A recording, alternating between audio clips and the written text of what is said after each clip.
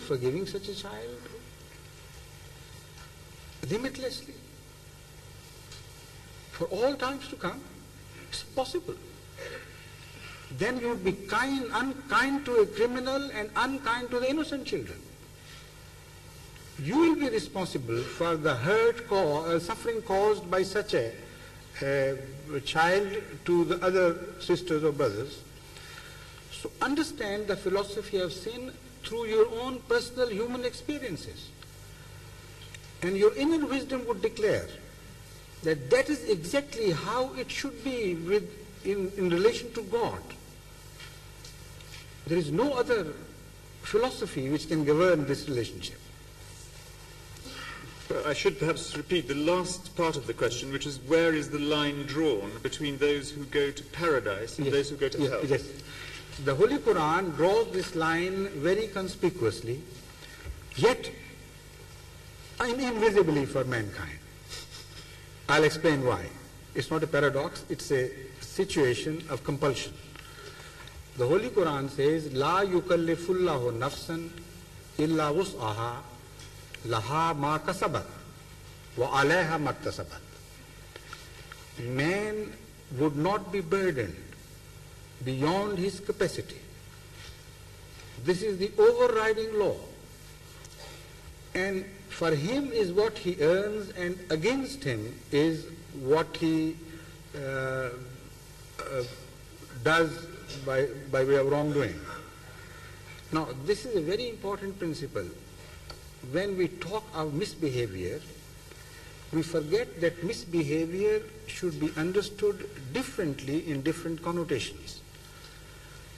A child who has been brought up in a poor society, a society which has been confronted with hunger and daily problems, his misbehavior cannot be judged exactly as that of a child who has been brought up in much more fortunate circumstances, where to steal for him is not a need, where to strike others is not a daily compulsion of life. But how can you judge? Some judges, some people who are responsible for running the system of justice have started attempting to make a differentiation between circumstances which caused someone to misbehave. But it is impossible for man to clearly see the line which differentiates a truly committed criminal and the one who has some justification. So the Holy Quran tells us it is God only who would see these lines, and he would reward you justly according to the situation in which you behaved in a certain manner. I hope I have made myself clear on this, or not? I think so. Yes. Another question from MC Greenleaf.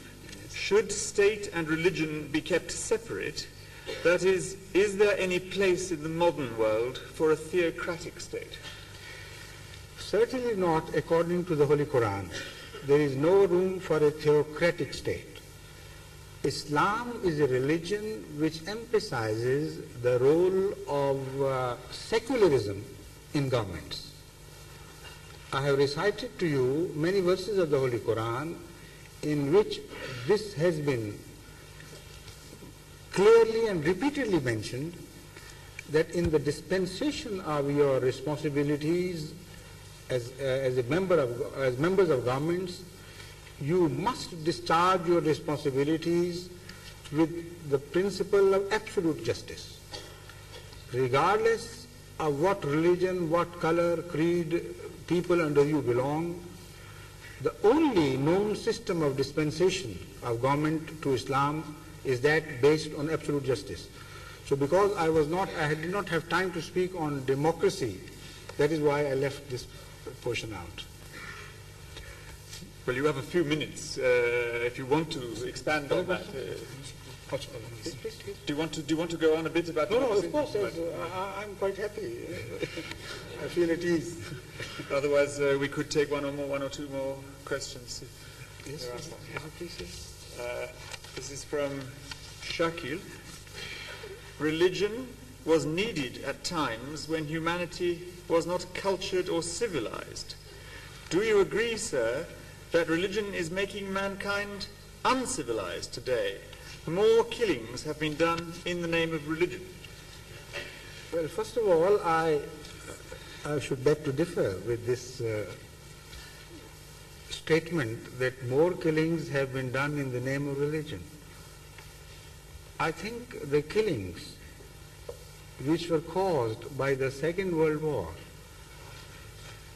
were far more than all the killings in the whole human history done in the name of religion. And those killings which have been attributed to religion, if you look at them more closely, you will be horrified to learn that it is politics which is exploiting religion to spread hatred and kill others. The people who move the pawns have invisible hands. And the pawns which move you see and observe. So this is one of the subjects I have discussed in my book which you refer to, that what we understand by the religious madness. Of course it is religious madness which is employed to disturb the peace of mankind repeatedly, but not because of the religion itself. No religion at its sources, when it is pure, ever advocates hatred in the name of love and murder in the name of God. Always at the sources when religion is purest, religion is at the receiving end of cruelties. It admonishes patience. It admonishes love in return for cruelties and hatred. So it is not truly religion which is responsible, either it is a misconceived and destroyed concept of religion, corrupted concept of religion, or exploitation of such religions when they have become corrupted by the hands of the politician. With due apologies to the politicians, please.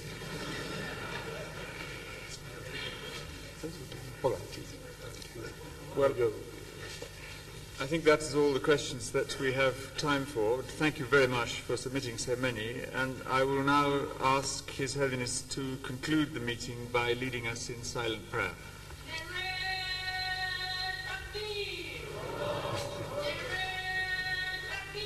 This is the African way of expressing themselves.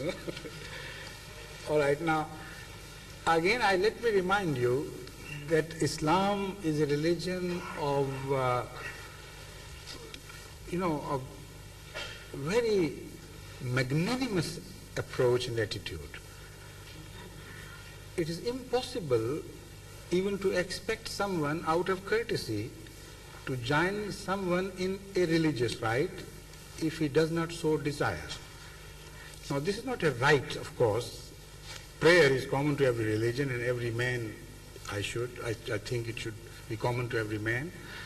So if you want to join me in that silent prayer, you are most welcome. If you have any hesitations, please do not join, and remember God as you may please. Thank you.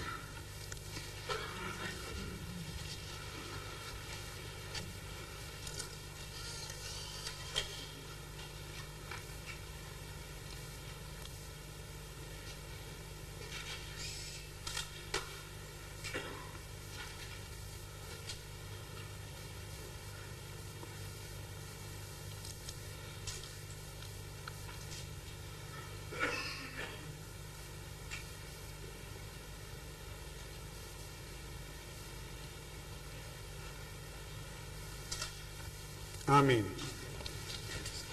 Thank you.